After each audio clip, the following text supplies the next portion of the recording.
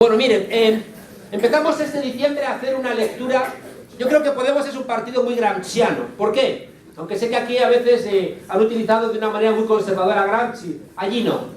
Gramsci es un pensador revolucionario que nos ayuda mucho.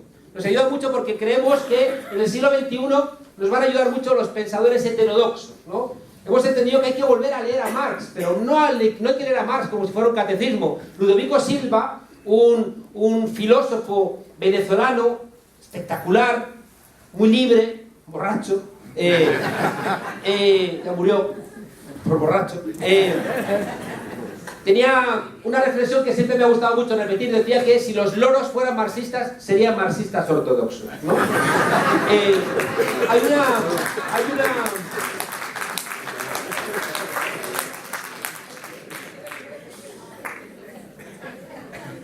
Fíjese que pensadores como Walter Benjamin o como el propio Gramsci son pensadores heterodoxos desde el pensamiento marxista, que nos son muy útiles en el siglo XXI.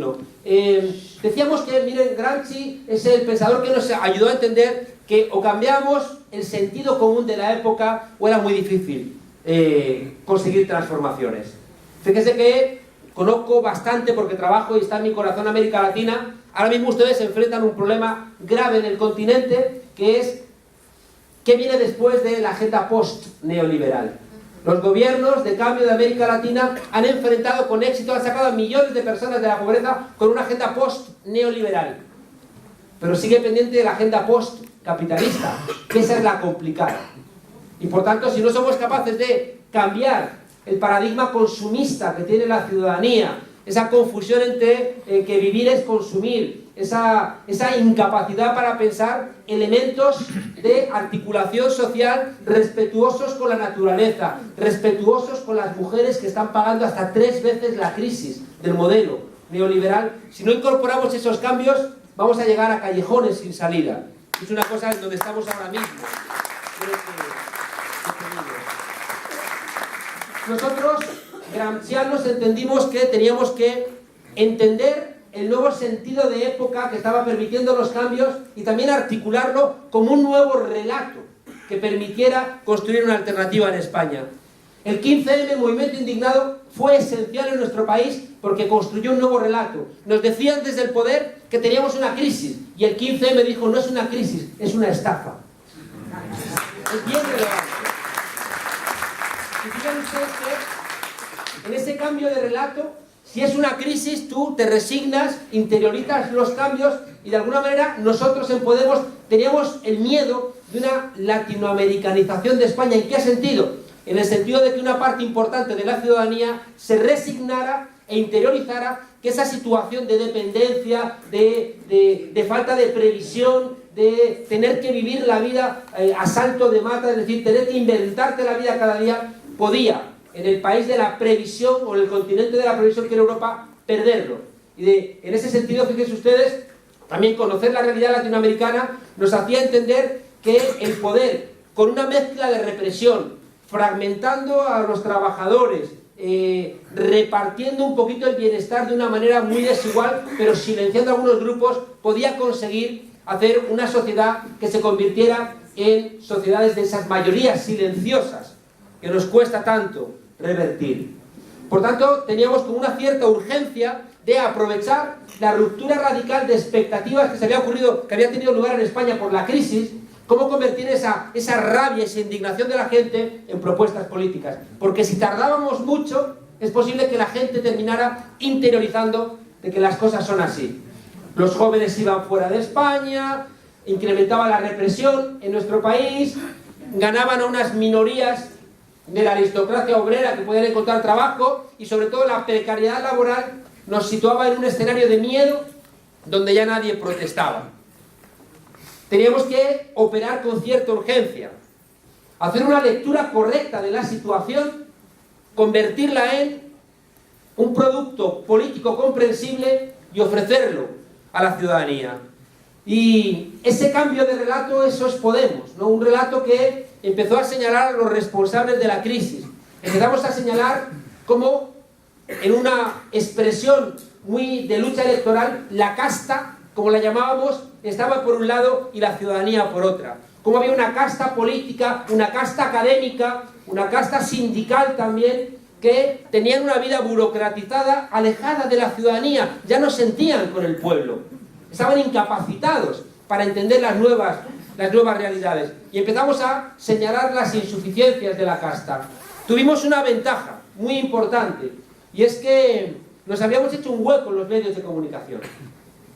Las contradicciones internas del sistema habían hecho que gente realmente contraria al sistema tuvieran un espacio en el sistema, porque las necesidades del rating, del ser, de la audiencia de las grandes cadenas nos invitaban, porque les subíamos la audiencia.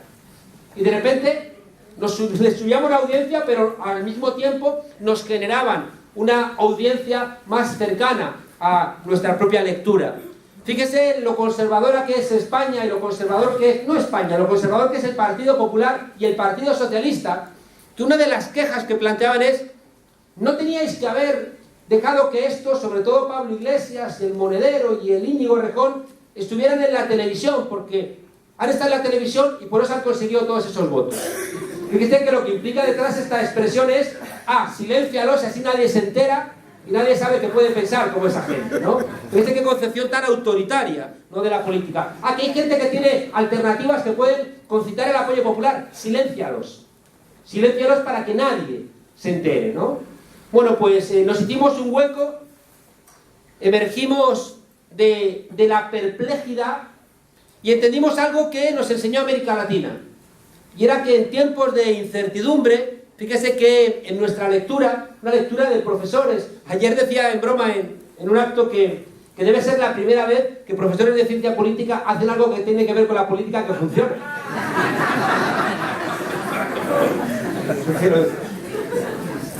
Los profesores de ciencia política, cada vez que se meten en algo, la joden. Y es, ahora que no nos oye casi nadie, le pasa mucho al trotskismo, ¿no? Dices, coño, ¿qué análisis más bueno? Y luego cuando tomas la decisión, la jodes, ¿no? No. Bueno, decía que en nuestra lectura, a la gente le gusta que nos metamos con los trotskistas. Todos nos parecen. Sí, ¿no? En España contamos un chiste que les pone de los nervios. Tenemos muchos amigos trotskistas, troscos, ¿no? Y hay un chiste que les pone de los nervios, que es decir, ¿en qué se parece un trotskista a una drag queen? ¿No? A una drag queen. ¿Sabes las travestis esos que van así? Travestis, sí. ¿En qué se parece un trotskista a una drag queen? Es que los dos se mueren por las plataformas, ¿no?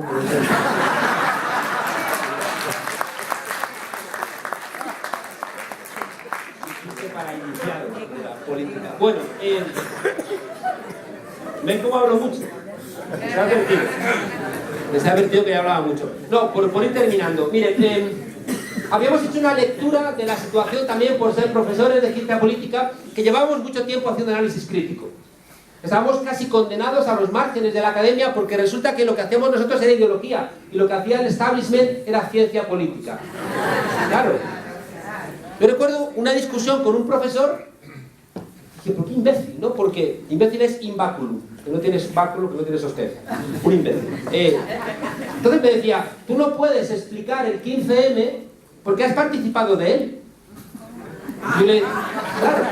Yo le decía, pero tú trabajas sobre el sistema político español y votas. ¿Cómo eres tan obtuso de no entender que es lo mismo?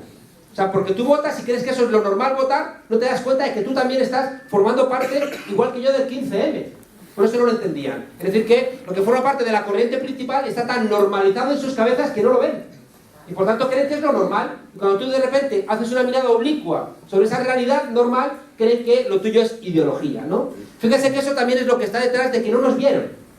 No nos veían, ¿no? Porque nos despreciaban, decían que éramos ideológicos, los periódicos no daban cuenta de nosotros. Y claro, y de pronto cuando emergimos están asustados.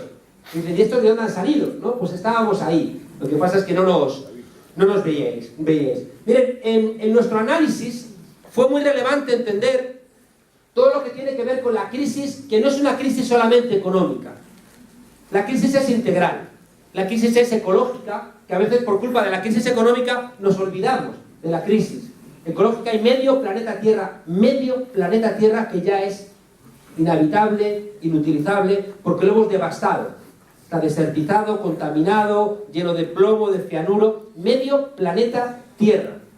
Y a veces parece que no somos conscientes de la gravedad de lo que eso implica. Bueno, mundo de cambio, de crisis económica, de crisis alimentaria, de crisis ecológica, de crisis migratoria, de crisis de valores.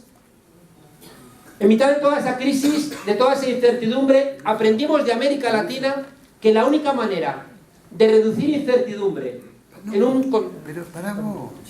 ¿Qué hago? 5 minutos. Ah, vale. 5 minutos, va. Si cada uno ya los 25 minutos, la verdad tenemos algunos que otros temitas. La única... Claro, pero tenemos para hablar, ¿no?, de la parte que corresponde a la crisis de estafa y la parte que corresponde de los problemas de acumulación propios de los sistemas capitalistas. Entonces ya nos llevaría a otro lado, ¿no? Es decir, que la crisis, hay una parte que es real, ¿no? Porque, fíjese, no tiene lugar solamente en España, sino tiene lugar en otros lugares de Europa, ¿no? Y es también la corrupción propia del sistema financiero. ¿Quién les voy a contar a ustedes, ¿no? Que no sepan del asunto. Por cierto, les digo que es la primera vez, yo creo, que más allá de cuestiones futbolísticas, que Argentina hoy está a la cabeza de las luchas emancipatorias en el mundo. En el mundo.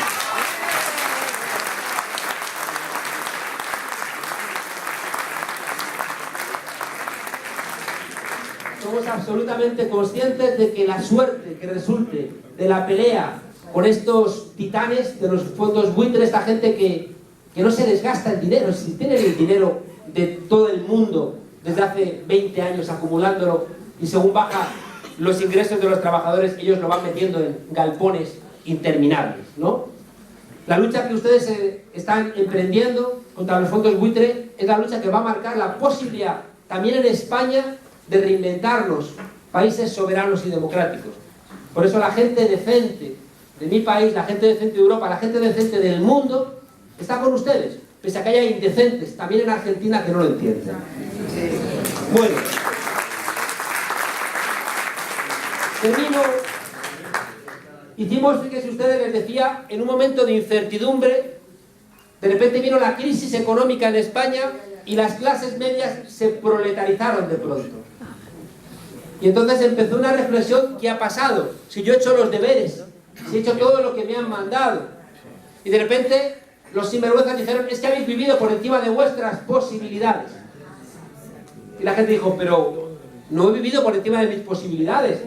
He vivido en torno a lo que me producían mis ingresos, las deudas que iba pagando porque tenía trabajo. Yo no he vivido por encima de mis posibilidades. Y yo decía: sí, y por tanto tienes ahora que pagar un precio alto.